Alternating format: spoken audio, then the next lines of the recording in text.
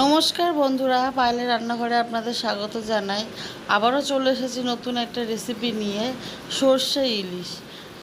এখন বর্ষাকাল মানে ইলিশের উৎসব। আমি কিভাবে সর্ষে ইলিশ তৈরি করি সেটাই আপনাদের সাথে শেয়ার করব।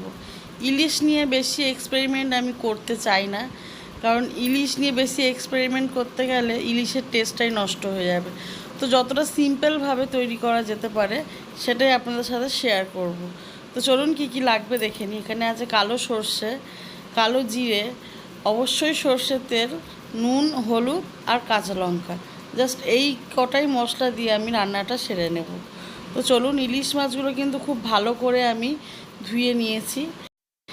মাছগুলোকে আমি নুন হলুদ দিয়ে ভালো করে 10 মিনিটের জন্য ম্যারিনেট করে রেখে দেব। এখন তো ইলিশ আমরা সারা বছরই পাই, কিন্তু বর্ষার ইলিশ মানে একটা ইমোশান। বাইরে বৃষ্টি আর ঘরে গরম গরম ভাত আর সর্ষে ইলিশ, জাস্ট দুপুরটা কিন্তু জমেই যায়।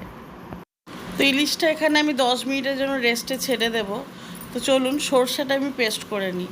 আপনারা চাইলে সাদা সর্ষে আর কালো সর্ষে দুটোই মিক্স করে নিতে পারেন। আমি শুধু কালো সর্ষে দিয়েই রান্নাটা করব।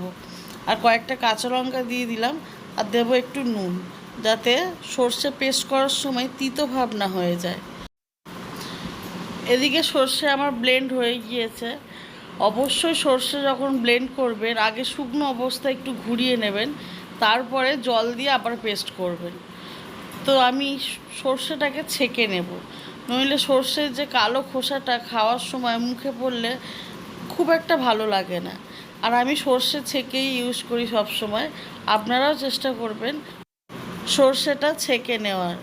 তো আমি ওই মিক্সির বাটিতে একটু জল দিয়ে ভালো করে একটু পাতলা করে নিয়ে ছাঁকনিতে ঢেলে দিলাম, দিয়ে চামচ দিয়ে একটু নাড়াচাড়া করলেই খুব ভালোভাবে সর্ষেটা ছাঁকা হয়ে যাবে।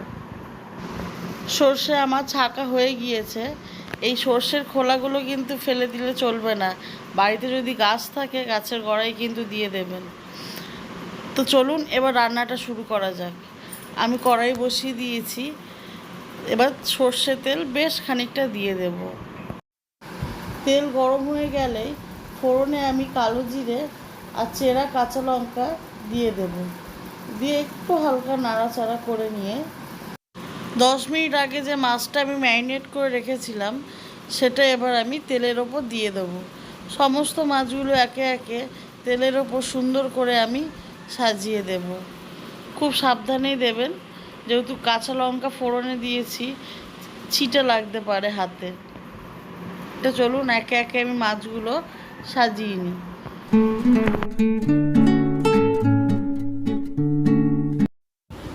অন্যদিকে যে আমি সর্ষেটা ছেঁকে রেখেছিলাম সেই সর্ষের মধ্যে আমি পরিমাণ মতো হলুদ আর নুন দিয়ে দেব।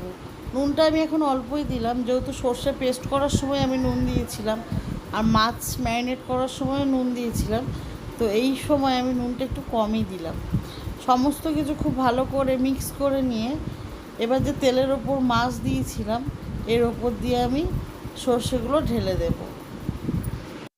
সর্ষে দেওয়ার পরে আমি সমস্ত কিছু হালকা হাতে একটু নেড়ে দেব। খুব সাবধানেই, কিন্তু ইলিশ মাছ খুব নরম, একটু সাবধানেই এই কাজটা করতে হবে। তো এদিকে আমি সমস্ত কিছু খুব ভালো করে একটু নাড়াচাড়া দিয়ে নিয়ে এবার ঢাকা দিয়ে দেবো। অবশ্যই গ্যাসের ফ্লেম এই সময় লো টু মিডিয়াম ফ্লেমে রাখতে হবে। তো দেখো, আমি 10 মিনিট পর ঢাকা খুলে আবারও সমস্ত কিছু হালকা হাতে নাড়াচাড়া করে নিচ্ছি। দেখুন, মাছগুলো কিন্তু খুব ভালোভাবে আমার সিদ্ধ হয়ে গিয়েছে আর ঝোলটাও বেশ ঠিক হয়ে গিয়েছে। তো চলুন এই পর্যায়ে আমি কাঁচা সর্ষের তেল ওপর থেকে ছড়িয়ে দেব। সর্ষের তেল দেওয়ার সঙ্গে সঙ্গেই গ্যাসের ফ্লেম আমি বন্ধ করে দেব, দিয়ে ঢাকা দিয়ে রেখে দেব। তো চলুন, সর্ষে ইলিশ একদম রেডি। রান্নাটা কেমন লাগলো অবশ্যই কিন্তু আমাকে কমেন্টে লিখে জানাবেন। আর আমার চ্যানেলটাকে লাইক অ্যান্ড সাবস্ক্রাইব করে দেবেন। নতুন কোনো রেসিপি জানতে হলে অবশ্যই কমেন্ট বক্সে কমেন্ট করবেন। আবারও দেখা হবে অন্য কোনো রেসিপি নিয়ে।